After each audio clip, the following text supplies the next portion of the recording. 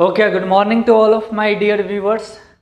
So in today's session, we are going to discuss a very important topics of community medicines, and the name of topic is coronary heart disease. In some cases, it is also called as coronary artery disease. So both are the same things. So first we try to understand uh, what are the pathophysiology of the coronary heart disease. So what happens due to the risk factors like hypertension, dyslipidemia, smoking, tobacco consuming. So these all risk factors it damage the endothelial tissue of the coronary arteries. So when there is the damaging of the endothelial tissue of the coronary arteries, and a person having a dyslipidemia, I mean they having a high LDL levels, so this LDL level diffuse through the endothelial injury and get deposited in subendothelial tissue. So deposition of LDL into the subendothelial tissue that leads to the formation of atheroma, and due to the formation of atheroma they narrowing the coronary arteries. So due to the narrowing of the coronary arteries, blood supply to the myocardial tissue get reduced. So when blood supply to the myocardial tissue get reduced, I mean tissue perfusion to the myocardial tissue get reduced, so they not fulfill the demand of the myocardial tissue. So due to the ischemic condition, they cause ischemic heart disease, commonly called as angina. And if there is a severe reduction of oxygen supply, I mean a severe reduction of the blood supply, that leads to the damaging of myocardial tissue.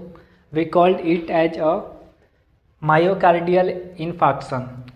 And due to the myocardial infarction, the functioning of the heart get impaired, and when the functioning of the heart get impaired, we call it as a heart failures. In sometimes there is a instantaneous reduction of the blood supply to the myocardial tissue that leads to cause cardiac arrest. So these all disease, angina, myocardial infarction, cardiac arrest, heart failure, these all are the presentation of the coronary heart disease, and the cause behind it in all these diseases are the same. That is there is blockage in the coronary arteries, and this blockage is due to the formation of atheroma in a coronary arteries.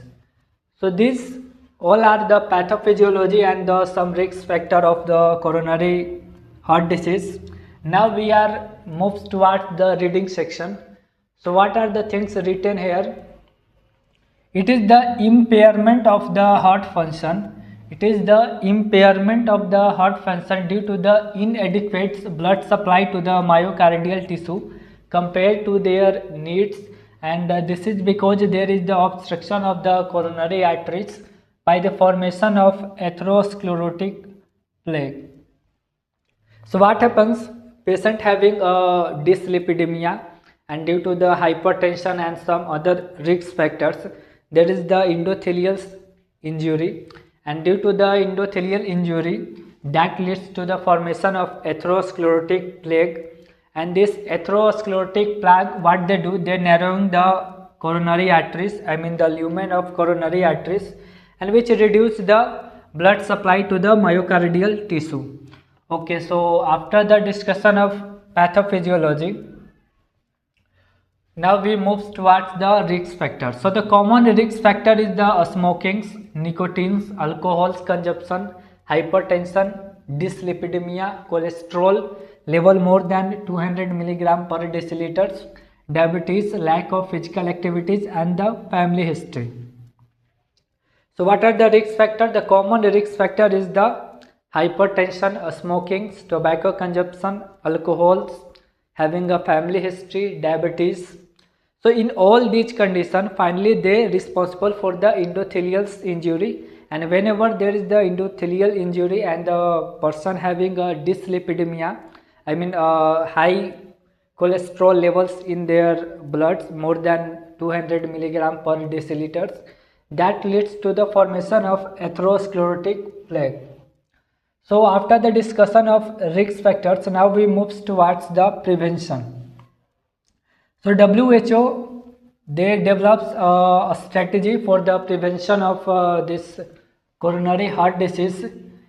It include the three things in their strategy. First, they try to prevent the disease at the risk factor level. I mean, they try to prevent the disease before appearing of the risk factors.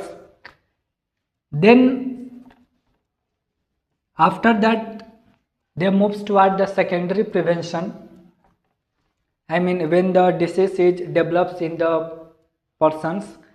So how they prevent the developments of disease during the primary preventions and the secondary preventions. So in primary prevention, basically they made two strategy. One is the population strategy and another is the high risk strategy. So in the population strategy, the prime goal is to reduction the risk factor, I mean reduction the developments of risk factor in populations by lifestyle modification. So the primary goal in prevention strategy, primary prevention strategy, they reduce the developments of risk factor in a population by lifestyle modification. So what are the things done under this population strategy? They reduce the 20 to 30% reduction of fats in everyday diets, 10% consumption of saturation of fats in diets, less than 100 milligram consumption of cholesterol per 1000 calorie of diets, increased consumption of dietary fibers like fruits and vegetables, complete cessation of the smoking, tobacco and the alcohols, and the less than 5 gram per day salts intakes. So these are the dietary modification.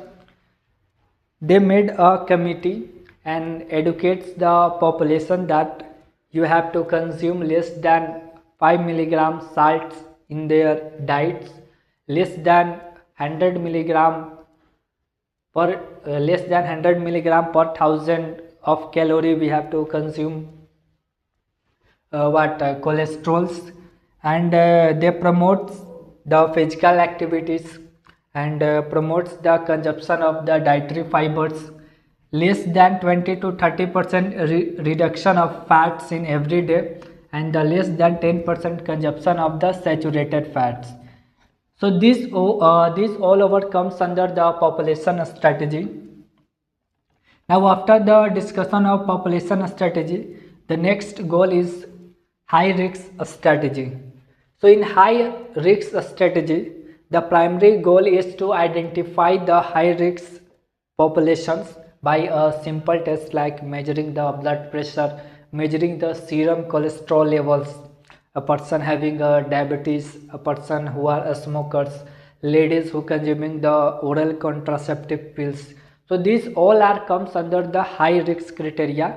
So in high risk strategy, the main goal is to identify those all high risk peoples and motivates them to take positive action. I mean they motivates to follow the population strategy. What are the things mentioned under the population strategy, like cessation of smoking, alcohols, tobacco, less than 5 gram per day intakes of the salts, less than 20 to 30% intakes of fats, less than 10% intakes of the saturated fats, less than 10% intakes of the cholesterols.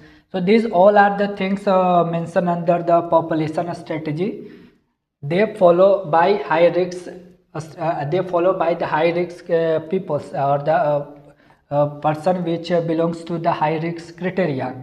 So after the discussion of the primary prevention, the next is the secondary prevention. In secondary prevention, the prime goal is to prevent the recurrence and the progression of the disease. And definitely they follow the population strategy, and in treatments they prefer the beta blockers because they reduce the mortality of patient due to the coronary heart disease. So I hope you can understand the lectures. Welcome back in new session.